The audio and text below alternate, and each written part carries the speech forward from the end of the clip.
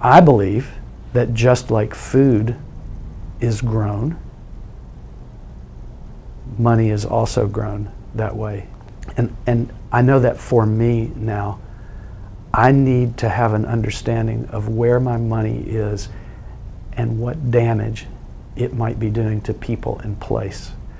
And I'm not satisfied doing maximum damage to people in place in order to maximize my money.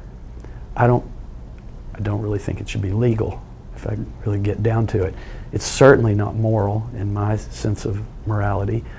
And it's a gray, it's not a definitive. It's just like health and well-being and happiness and love and these things. But the drive to understand where my money is, where it comes from, what the bank is doing with my money, what are stocks and bonds, what's in a retirement fund, and these kind of things are just as important as how was my food grown, how did it affect workers, how does it affect the waterway systems as chemicals run off into the water.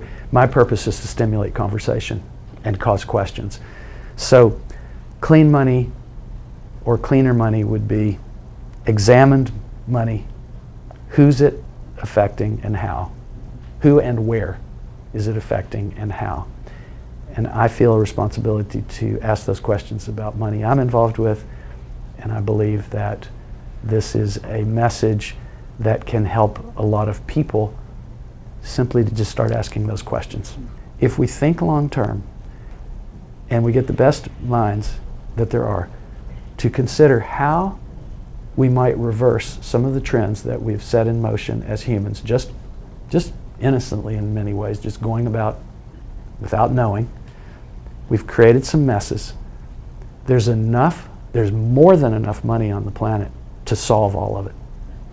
But it requires will and some thoughtfulness about the steps and some fair sharing of resources.